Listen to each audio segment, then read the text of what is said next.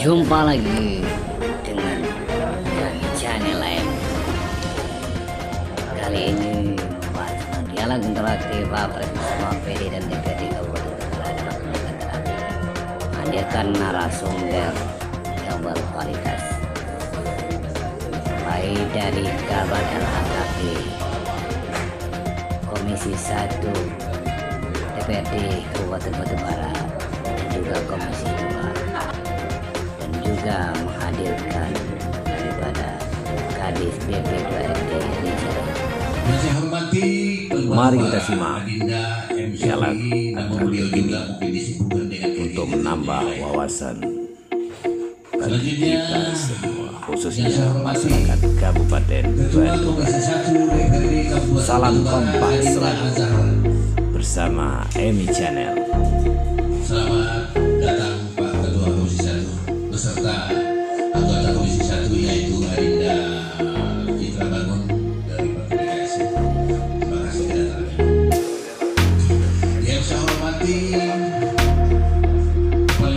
Kepala Bidang Badan Kepala Badan BPRD yaitu Adinda Rijal. Terima kasih kehadirannya. Ibu Ridho, selamat datang Pak.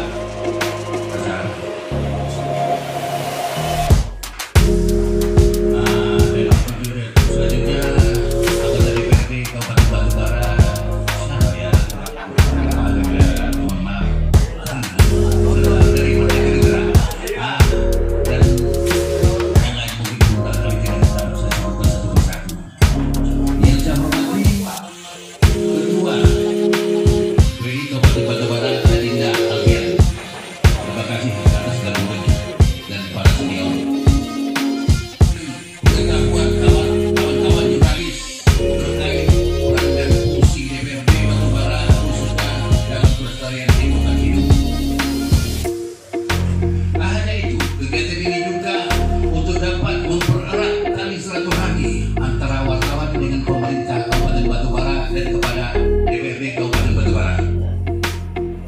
Semoga kegiatan ini dilaksanakan pada hari ini dapat memberikan kontribusi demi kemajuan pembangunan dan kesejahteraan masyarakat, khususnya masyarakat Kabupaten Batubara. Kami dari Wapres juga mengucapkan terima kasih kepada Bupati Kabupaten Batubara yang telah membantu melancarkan kegiatan ini melalui Kabak Umum yaitu Bu Sri. Terima kasih kepada Bupati.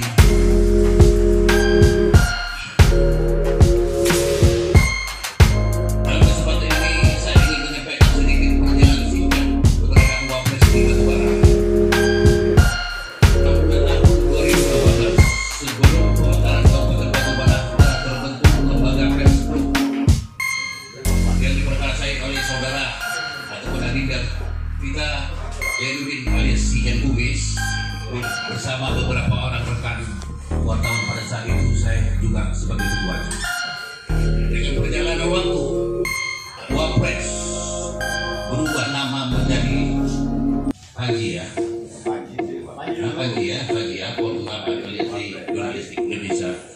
Ya, pada saat itu sekretarisnya Dr. Adus Pasaribu dan Dewan Penasihatnya pada saat itu calon 50 yaitu Bapak Abdul Ghani. Dengan perjalanan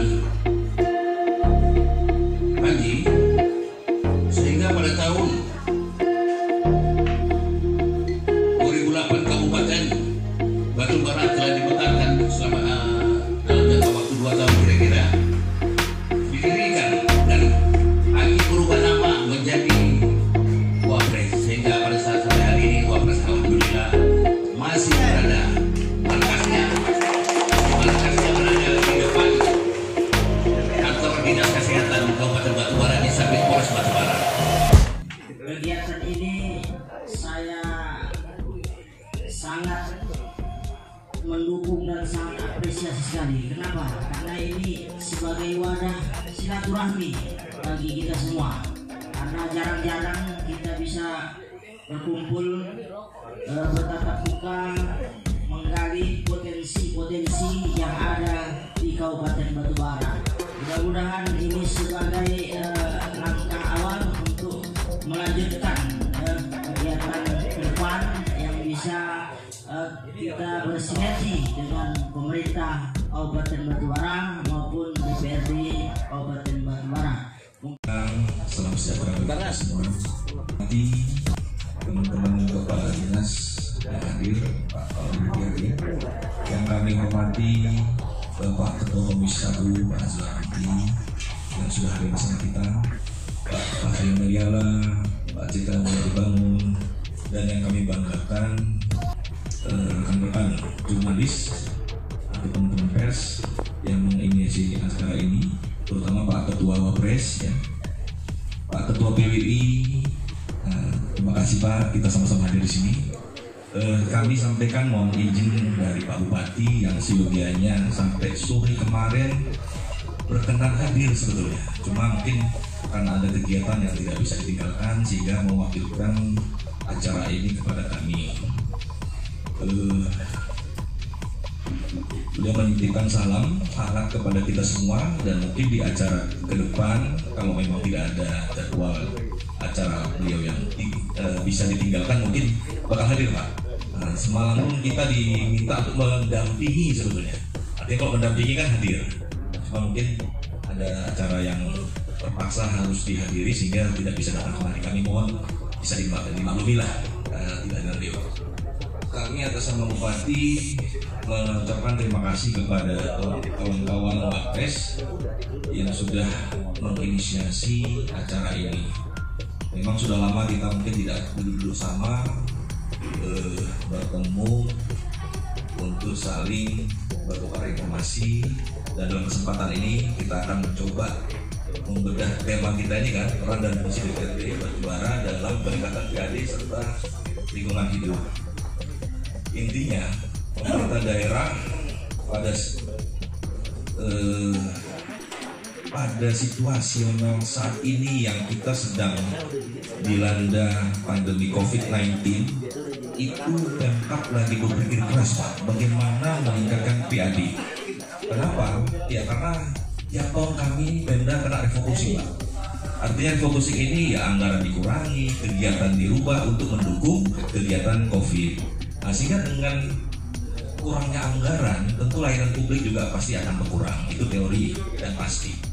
Sehingga dengan kegiatan ini kita berharap bagaimana upaya Pemda didukung teman-teman wartawan, tentunya dukungan masyarakat juga meningkatkan PAD kita.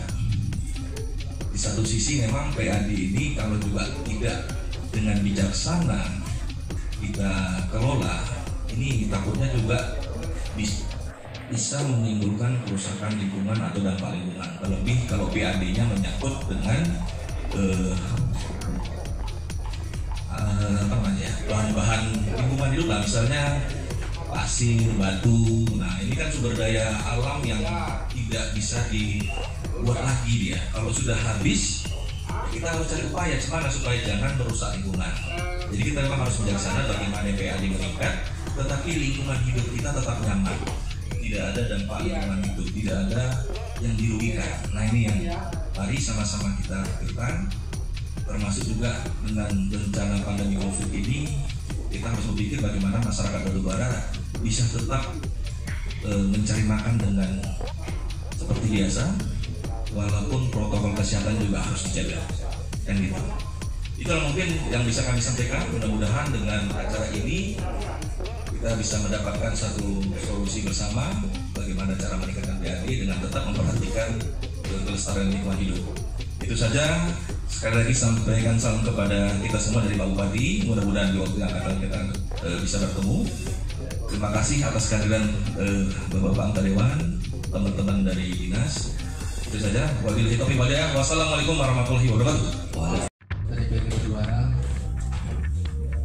terima kasih atas kedatangannya Pak. Menyampaikan kepada Bapak dan saudara-saudara sekalian bahwasanya hari ini kita sebagai insan jurnalis Batubara berbela-sungkawa atas meninggalnya wartawan senior Bapak Helmi Has. Beliau adalah mantan wartawan Batubara, termasuk saya pikir di era tahun 70-an sampai tahun 2000.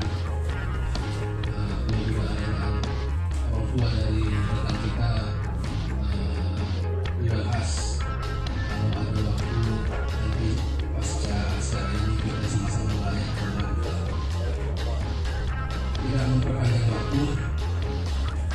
saya sampaikan bahwasanya dialog interaktif ini adalah itikat baik dari Wapres untuk menggali potensi PAD kita, karena PAD adalah salah satu urat nadi daripada pembangunan di Kabupaten Batubara.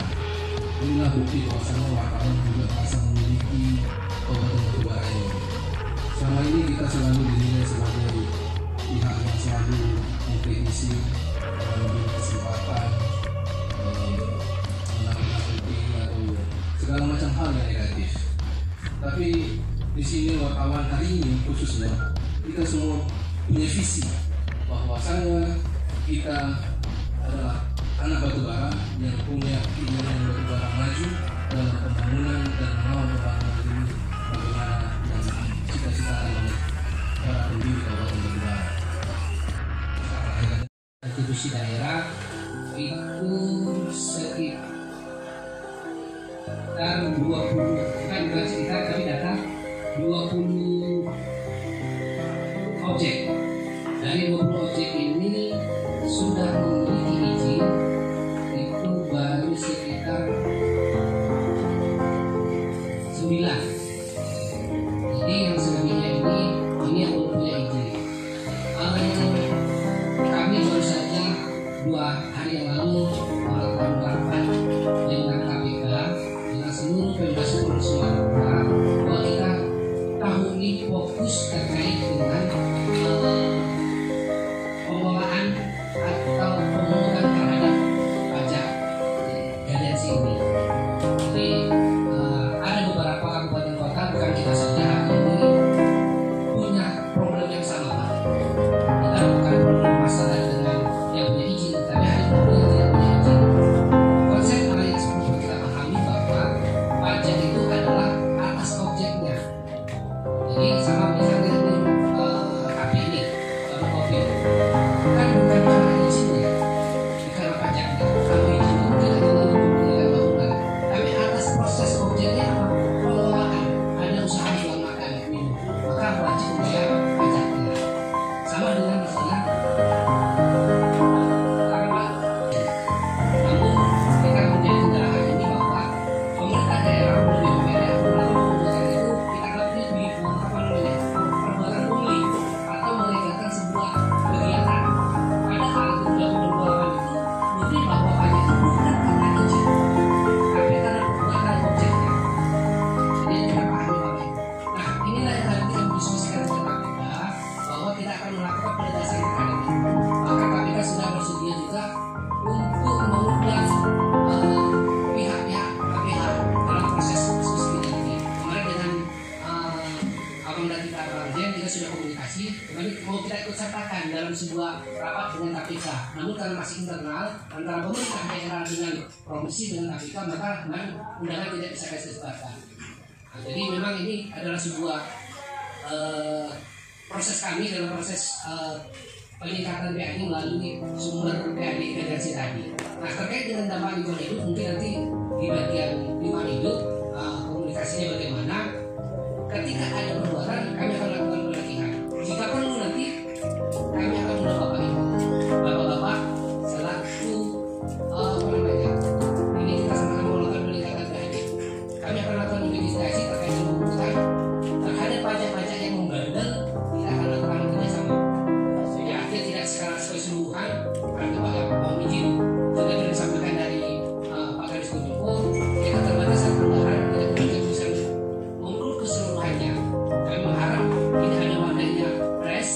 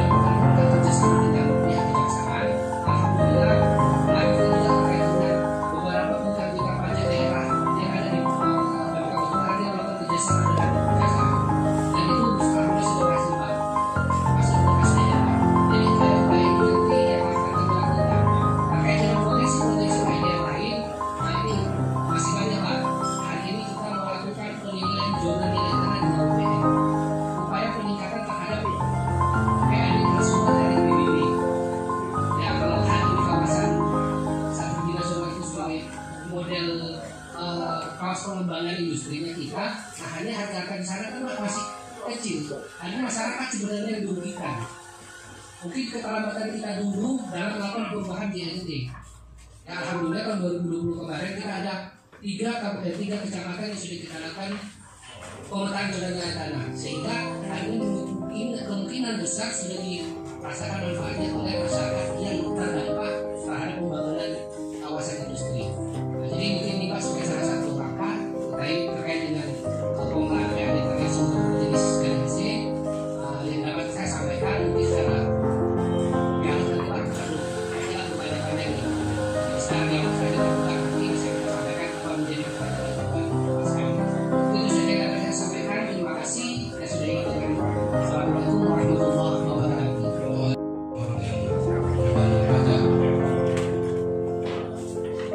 Pada sesi kedua, sebelumnya saya pikir kita dengarkan dulu seluruh narasumber, lalu audiens memberikan tanggapan, pandangan atau masukan. Narasumber kedua kita serahkan kepada Bapak Kadis Lingkungan Hidup, Bapak Azhar. Bapak, silakan. 2020 bernama Dinas Lingkungan Hidup.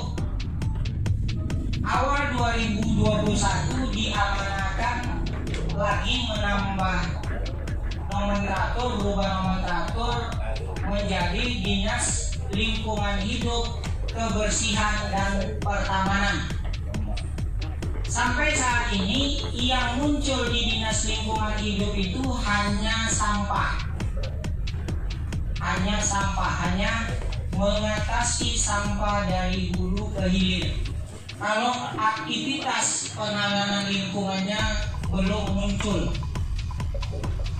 belum bergerak, karena Dinas Lingkungan Hidup, Kebersihan dan Pertamanan itu belum punya PPS lingkungan. Alhamdulillah sebulan yang lalu saya coba masuk ke Kementerian Lingkungan Hidup Kehutanan Republik Indonesia melalui Dirjen Penegakan Hukum. Kita dapat kuota 3 orang PNS lingkungan. Sekarang saya bingung, tak ada orangnya. Persyaratan pokoknya diminta oleh Dirjen Penegakan Hukum itu dia harus S1 lingkungan, masih minim di Kabupaten Batubara. Kemarin saya ada dapat 1, tetapi ini tidak akan dilepas oleh Kadis PUPR. Ada salah satu Kadis terdahulu, Pak Marahan Dasregar, Kadis Binagar, ada anaknya itu S1 Teknik Lingkungan, alumni USU, lulus CPNS, baru PNS, tetapi ditempatkan di PUPR. Saya berusaha narik, tetapi nampaknya agak sulit. Kenapa? Saya kepengen di Dinas Lingkungan Hidup punya PPNS. Karena untuk mengeksekusi di lapangan itu harus PPNS. Tidak bisa kadisnya, tidak bisa yang lain, dia harus PPNS. Itu dilema bagi kita. Yang kedua, Dinas Lingkungan Hidup itu hanya punya PNS 11 orang, termasuk di sana kadis dan termasuk di sana sekretaris dan PLT kadis. Berarti dia hanya ada 10 orang, 11 sama saya. Saya badannya 2 sebagai sekretaris, sebagai PLT kadis. Tidak akan mungkin bisa menyelesaikan yang tadi 3 komponen: lingkungan, sampah, dan taman. Lingkungan, sampah, dan taman. Izin, kita baru menyelesaikan dengan Komisi 1 pembuatan Perda Sampah yang hari ini tahap akhir di Gubernur. Jika nanti udah ditandatangani persetujuan oleh Bapak Gubernur, itu akan di lembar daerahkan, akan menjadi Perda Sampah di Kabupaten Batubara. Jadi posisinya seperti itu. Kita juga berupaya jika ada peluang di PAPBD 2021 ini akan memasukkan satu lagi perda lingkungan. Jadi ada nanti perda sampah, ada perda lingkungan, sehingga mengikat kita semua.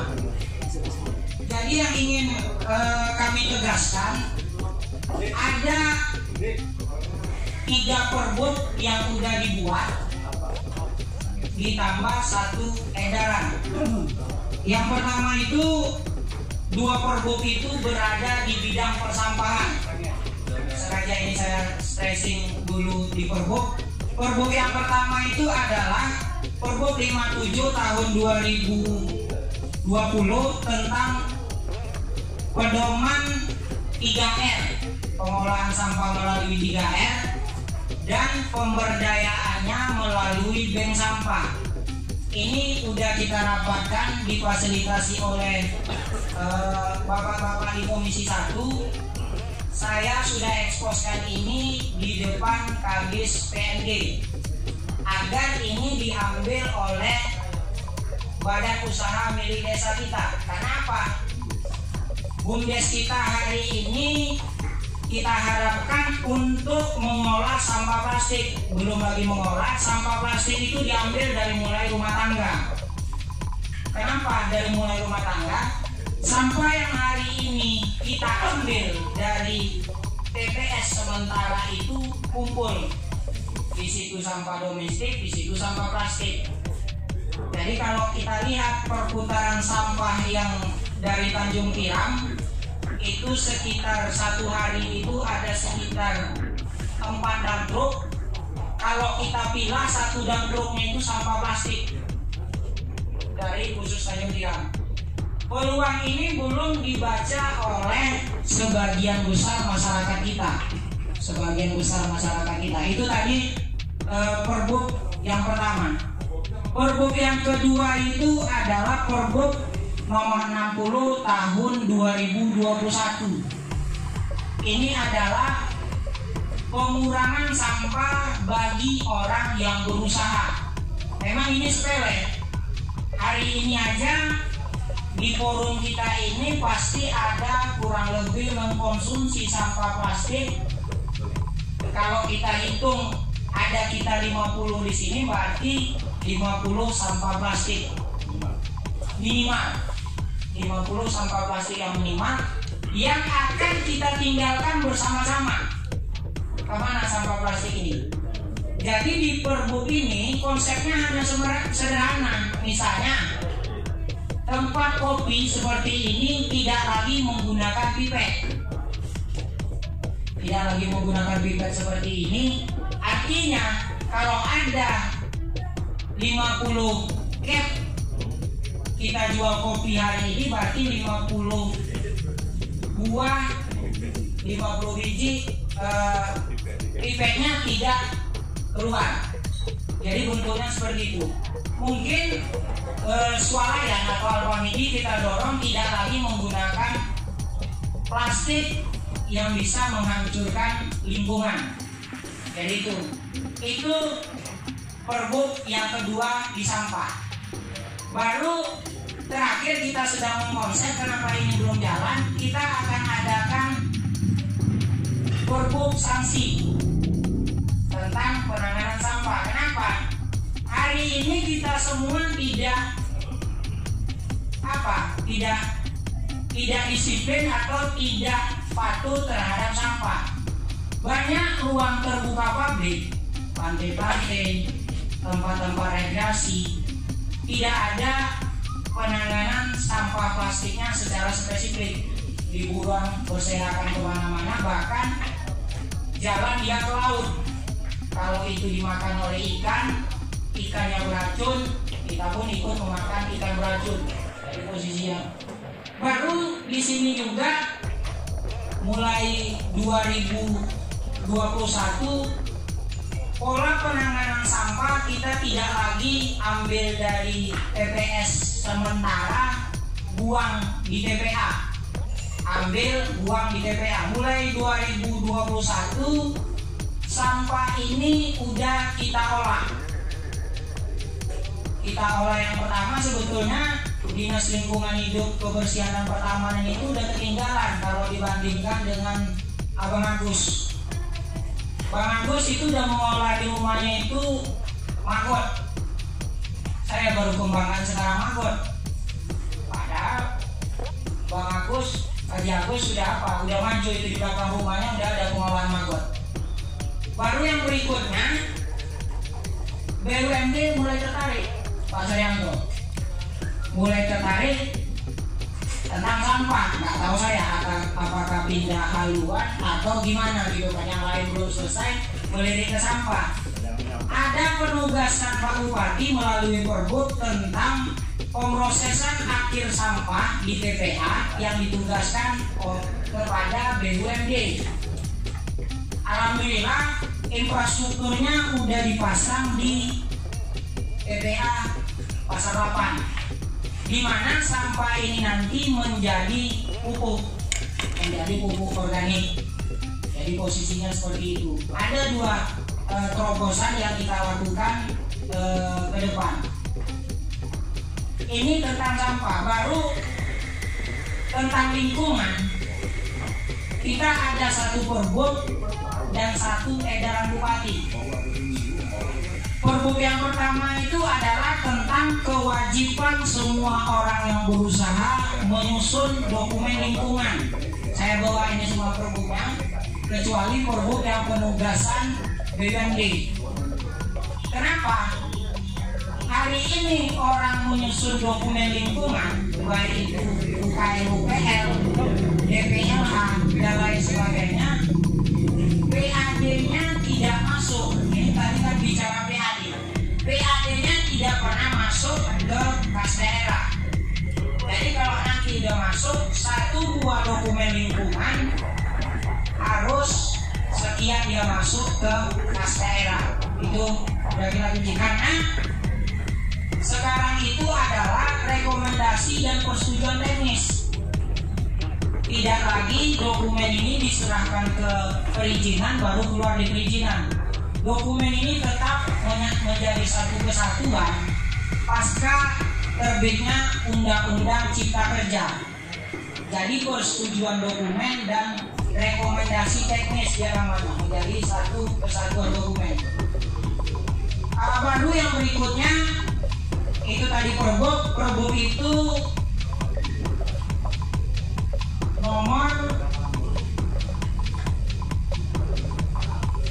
27 tahun 2020 tentang jenis rencana usaha dan atau kegiatan yang wajib memiliki upaya pengelolaan lingkungan hidup dan upaya pemantauan lingkungan hidup.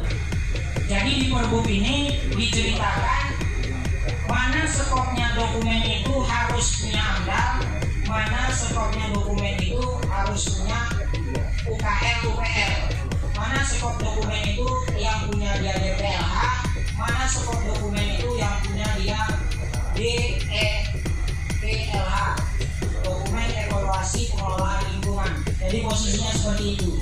Ini sudah kita perlukan. Baru yang berikutnya ada edaran Bupati nomor 503/7189/2020 tentang kewajiban memiliki dokumen lingkungan bagi orang perorangan atau badan usaha yang telah memiliki izin atau kegiatan. Ini saya ceritakan sedikit.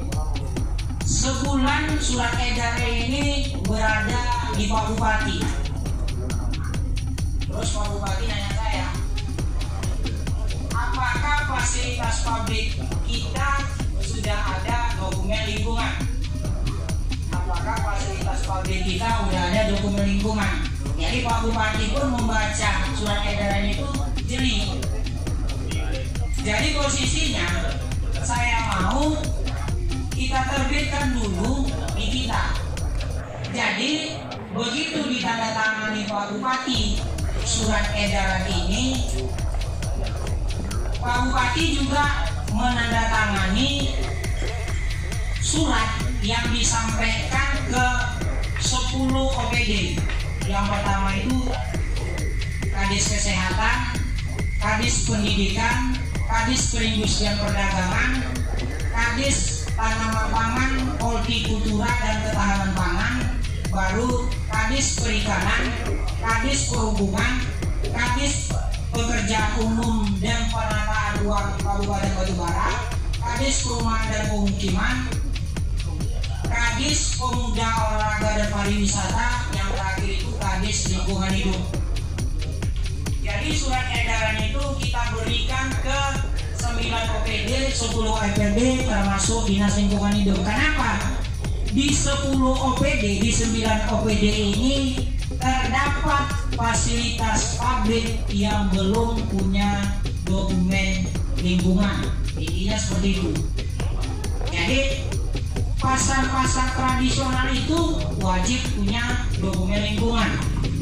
Jadi kalau kita runut SD, SMP atau SLTA itu wajib punya dokumen lingkungan, apalagi dia fasilitas publik perkantoran.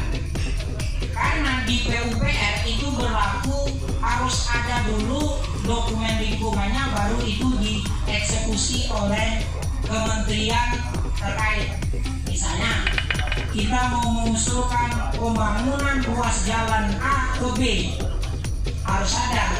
Jika ini UKL-UPL harus ada UKL-UPL-nya.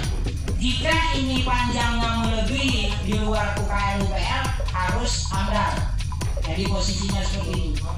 Jika bangunannya udah ada, maka diamanahkan dari surat edaran itu untuk membuat DPLH, dokumen pengelolaan lingkungan hidup. Jadi intinya seperti itu. Saya diamanahkan ke sana, saya lebih cenderung untuk membuat regulasi terlebih dahulu. Yang dulu tidak ada perda sampah, kita adakan perda sampah. Ini sekarang kita sedang bikin perda lingkungan. Sehingga lingkungan kita nanti jadi terjaga. Kita tidak bisa membayangkan 5-10 tahun lagi Kabupaten Batubara itu seperti apa ke depan. Karena peluang investasi tidak akan kita tutup di Kabupaten Batubara. Seminggu ini aja kami dirutinkan. Minggu kemarin konsultasi publik tentang reklamasi 3 kawasan yang ada di dalam tata ruang Pak. Reklamasi yang ada di Tanjung Pinang. Hari ini makanya tadi mohon maaf saya terlambat, ada 2 konsultasi publik. Yang pertama revisi RPJMD, KLS RPJMD yang diselenggarakan di Banyuwangi. Di jam yang sama, di hari yang sama hari ini juga ada dilaksanakan konsultasi publik pertama PLTGU yang rencananya akan dibangun di Lubuk. Hadiahkan keriban junjungan Nabi besar kita Nabi Muhammad SAW salah satu sahabat keluarganya yang mana kelak kita harapkan syafaat di dunia masa yang kami hormati untuk semua rekan-rekan media baik cetak maupun online yang berhadir pada hari ini. Kami hormati juga sahabat-sahabat kami Ketua Komisi 1 DPRD beserta anggota baik dari Komisi 1 maupun Komisi 2. Ada yang mewakili dari Bupati, ya, ada Kadis Kominfo, ada Kaban BPRD dan ada Kadis Lingkungan Hidup. Terima kasih atas kesempatan yang diberikan kepada kami.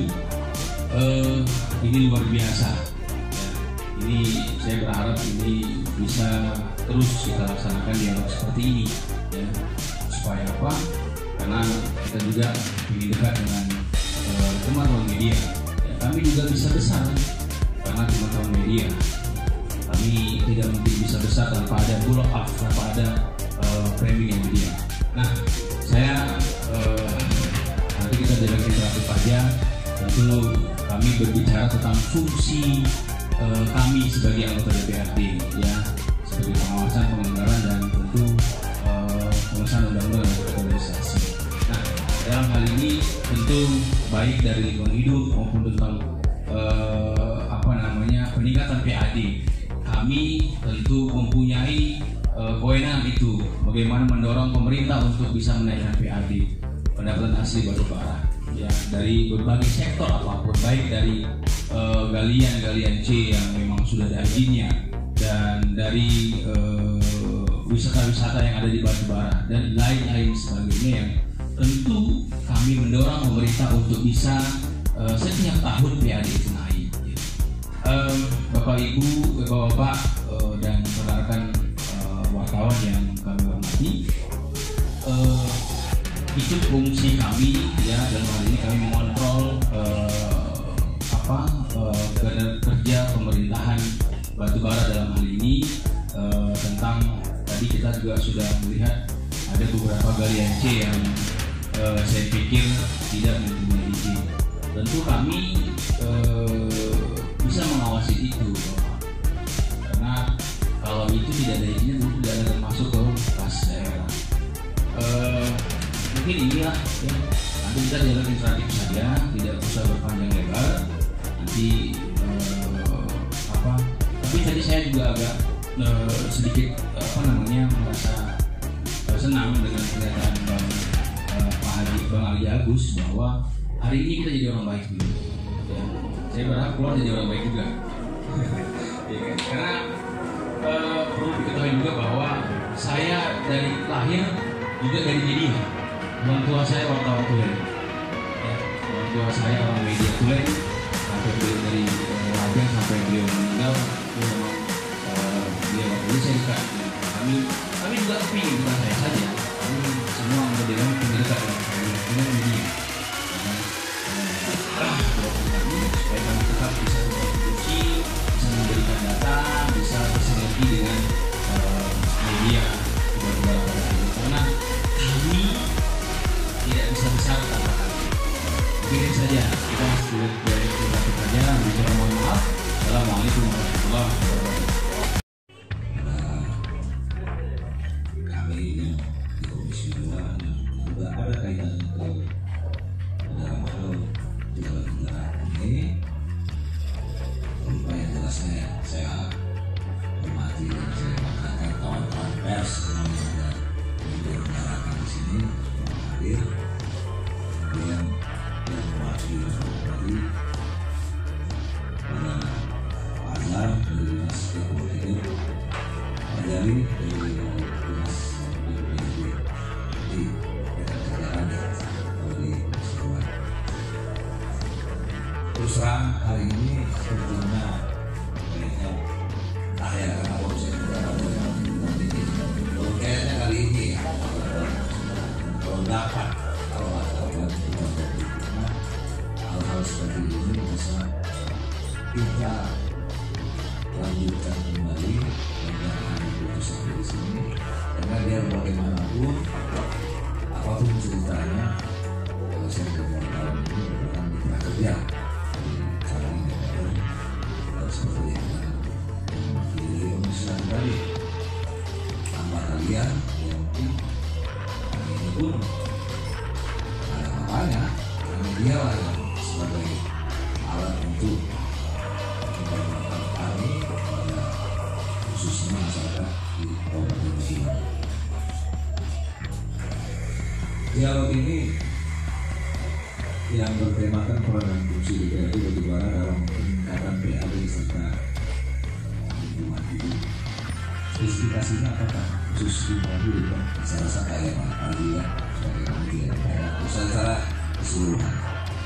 Jadi saya harapkan pada pihak eksekutif, mari sama-sama kita bersama sebagai anggota legislatif yang memiliki fungsi 3 fungsi Polri, kita sama-sama terbuka untuk cara transformasi untuk bagaimana caranya kita meningkatkan PAD di Kabupaten. Artinya di sini jelas peraturan dan perundang-undangan itu ada di tangan legislatif, di daerah eksekutif itu sebagai apa yang sangat. Jadi mohon kiranya